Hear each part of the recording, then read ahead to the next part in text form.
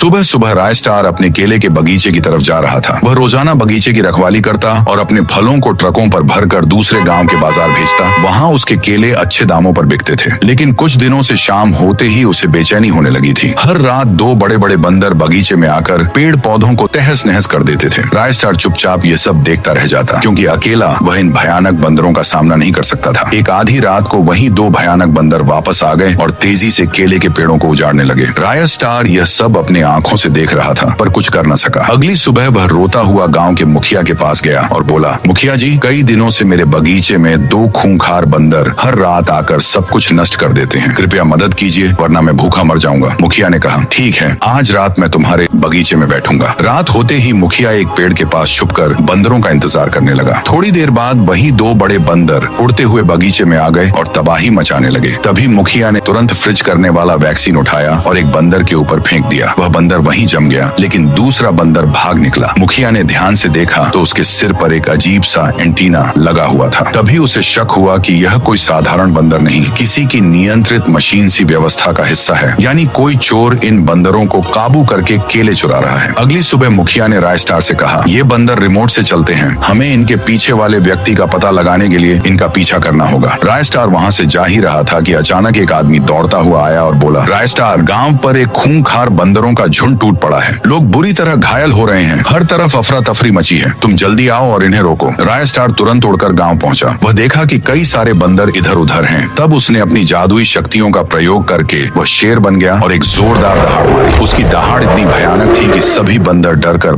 गांव से भागने लगे। उसी रात राय स्टार अपने बगीचे में छिपकर बंदरों के आने का इंतजार करने लगा। कुछ ही देर में वही बंदर बगीचे में आ गया और पेड़ों को उखाड़ कर ले जाने लगा। राय स्टार पीछा करने लगा और पीछा करते करते एक सुनसान अजनबी शहर में पहुंच गया, जहां दूर दूर तक कोई इंसान नजर नहीं आ रहा था। तभी वह बंदर ने सारी लूटी हुई केले एक आदमी के सामने रख दी। वह आदमी कोई और नहीं बल्कि एक पुराना डाकू पुष्पाराज था। राय स्टार बिना देर किए पुष्पा के पास पहुंचा और बंदूक तान कर बोला, तुम ऐसा क्यों कर रहे हो? पुष्पा आंसू भरकर बोला, मैं सबसे अमीर बनना चाहता था, इसीलिए मैंने इन बेजुबान बंदरों का इस्तेमाल किया। मैंने उनके सिर पर एंटीना लगा दिया था, अब वे मेरे काबू में हैं। राय स्टार गुस्से से बोला, तुरंत उन बंदरों के सिर से एंटीना निकालो, वरना मैं तुम्हें जिंदा नहीं छोड़ूंगा। पुष्पा डर गया और तुरंत बंदरों के शरीर से एंटीना निकाल दिया। बंदर खुशी से जंगल की ओर भागने लगे। गाइस, राय स्टार के इस बहादुरी पर लाइक सब्सक्राइब तो बनता है।